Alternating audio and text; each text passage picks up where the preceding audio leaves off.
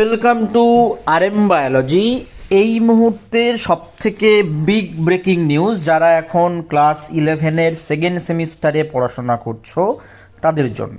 তোমরা প্রত্যেকেই জানো যে কয়েক বছর আগে থেকে তরুণের স্বপ্ন প্রকল্পের মাধ্যমে তোমাদের ট্যাব বা পিসি বা স্মার্টফোন কেনার জন্য 10,000 টাকা দেয়া হয়ে থাকে।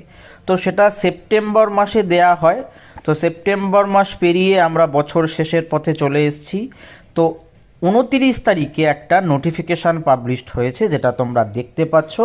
সেখানে বলা হচ্ছে যে 8 তারিখের মধ্যে তোমরা তোমাদের ব্যাংক অ্যাকাউন্টে কিন্তু টাকা পেয়ে যাবে, অর্থাৎ তোমাদের টাকা জানুয়ারির 8 তারিখ 2026-এ ক্রেডিট হয়ে যাবে।